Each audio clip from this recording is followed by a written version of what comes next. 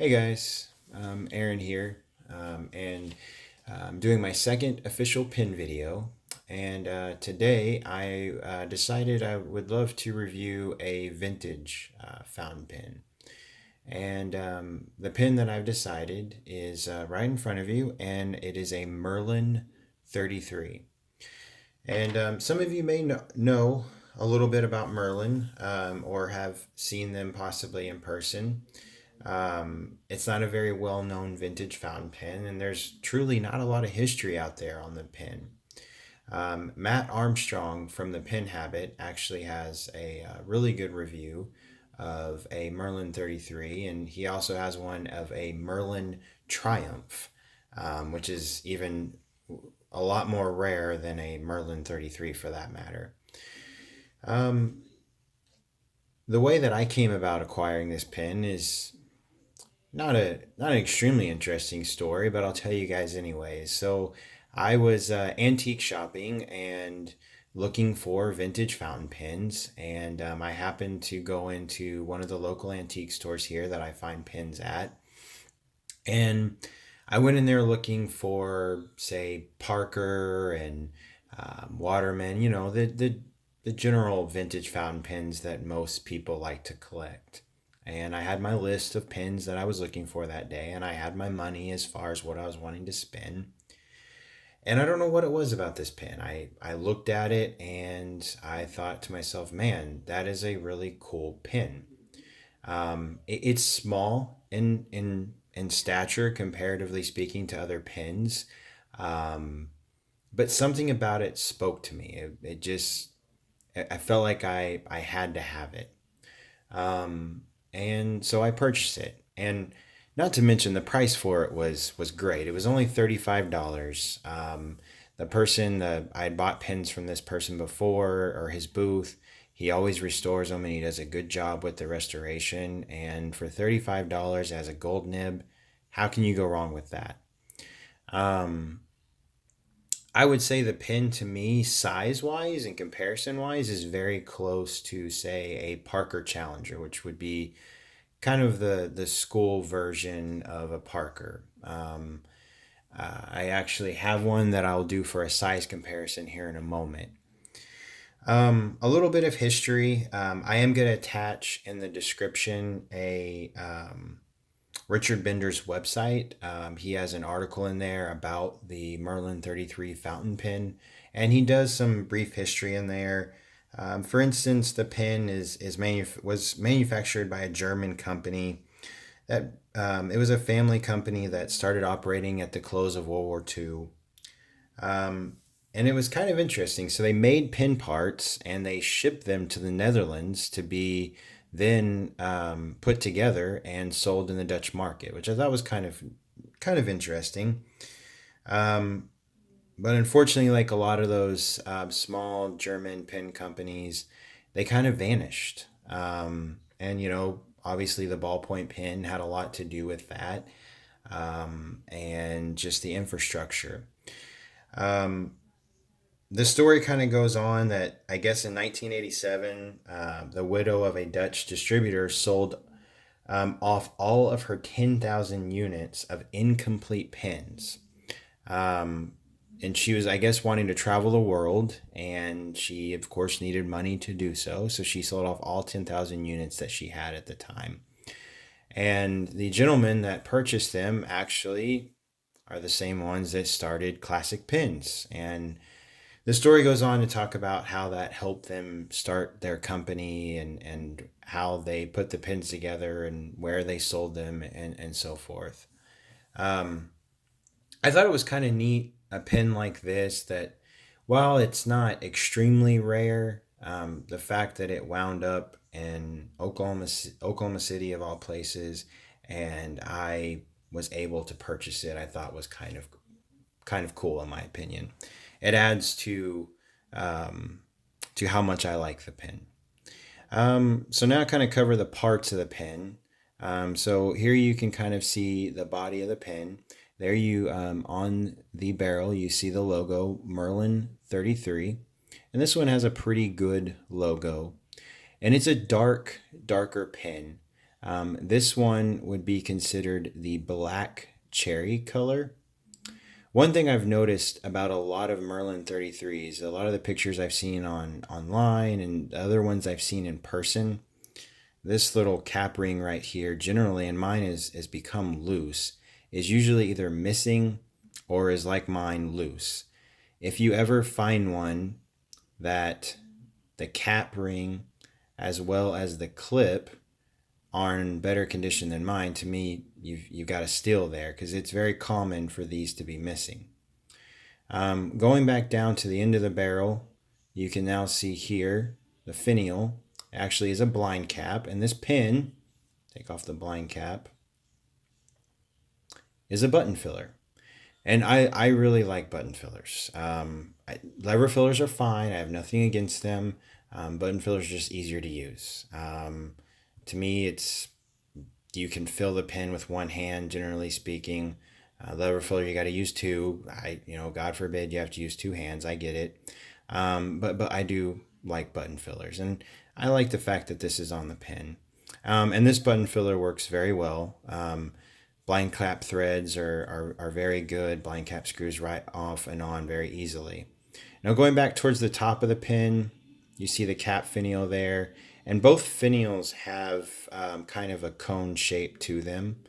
Kind of a little bit of a classic design. You see the M there on the clip, standing for Merlin. And the clip works. It's still really stiff, works fine, goes into a pocket fine. Taking off the cap reveals the nib. I got a little bit of ink on that nib. See if I can get it to focus. So you'll see the nib there. It has Merlin on it. And it has 14K 585. And it's a very small nib. It's got your standard vintage feed. I'm not necessarily an expert on feed, so I'm not going to claim to know exactly what kind of feed it is.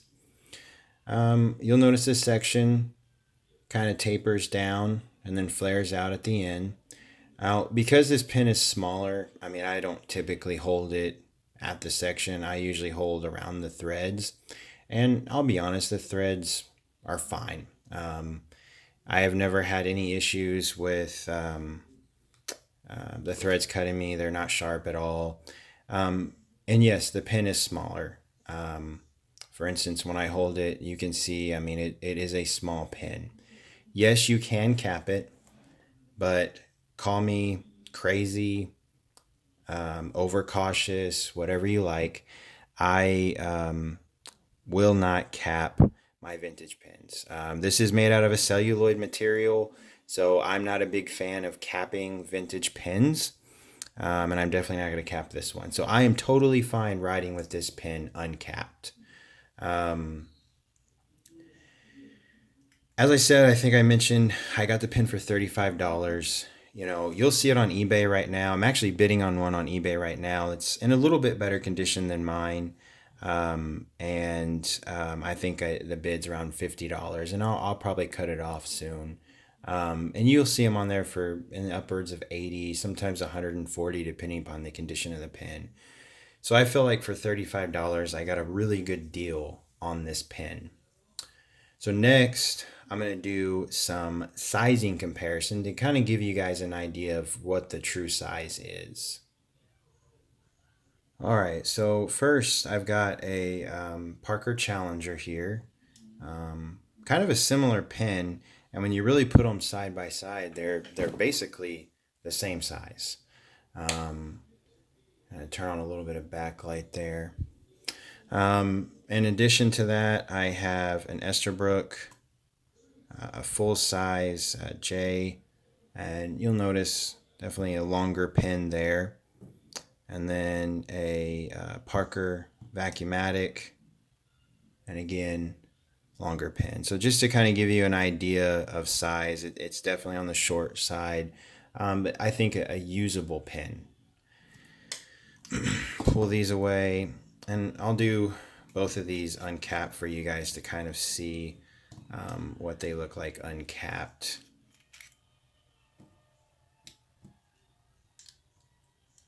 So here they are uncapped, and about the same. The Challenger has it beat. The nib on the Challenger's larger.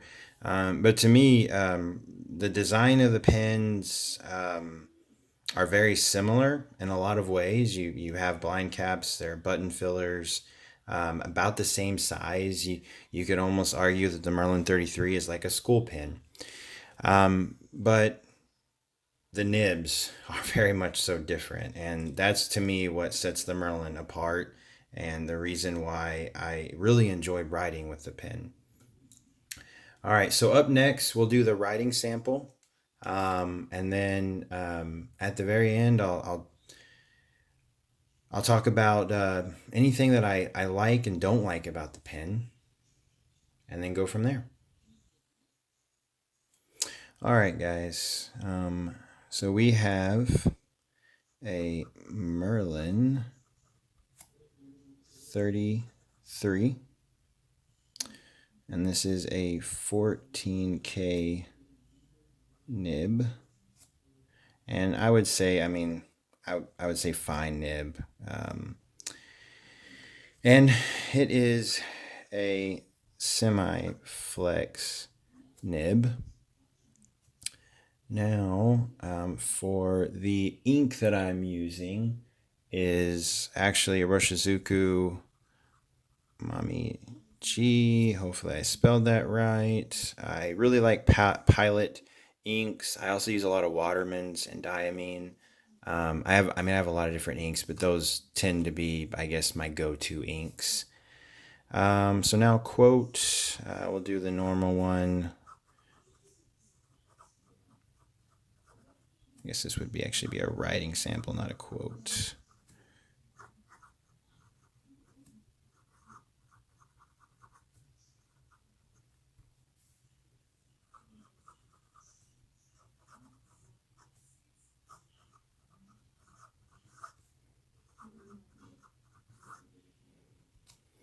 So you notice it writes. You definitely experience feedback, and I would say it's more like a pencil-y type feedback. It's nothing that is definitely nothing that I don't enjoy. And the cool thing about the pen, very similar to a Pilot, say soft fine nib, or even maybe a soft medium. It kind of has that same type of feedback. To me, it makes your writing kind of expressive, which is like a lot of vintage pens, but I don't know what it is about this one. It just kind of feels a little bit different. It's not the full flex like a Waterman pen. It's not stiff like a Parker nib. It's just kind of in between, but it just feels very nice. It flows good. Um, Here we can see some of it, the line variation. I'm not going to push this nib crazy. And I'm not going to claim to be somebody that knows how to flex really well, but you can see the pen writes very well. I've never had any issues with this pen. No hard starts, no skipping, nothing. It writes every single time. And I don't know why, out of all my vintage pens, this is one of the ones I always reach for and I always want to use. Um, it's just a consistent little pen. Maybe it's kind of some of the history behind it and different things like that. But really, I buy pens for the way they look sometimes, but I also buy them based off of how I think they're going to perform. And this one does its job.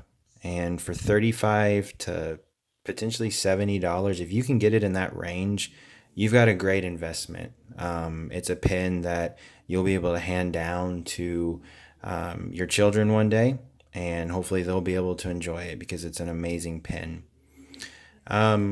So I think you guys have already figured out I like pretty much everything about this pen. There's really not a lot I don't like. I mean, if I had to complain, I would say that it's small. I mean, I would love to have one of the bigger versions of the Merlin. Um, but I mean, honestly, that's really all I would complain about. Everything else about the pen I love. And guys, I hope you enjoyed this review. If you did, give me a thumbs up.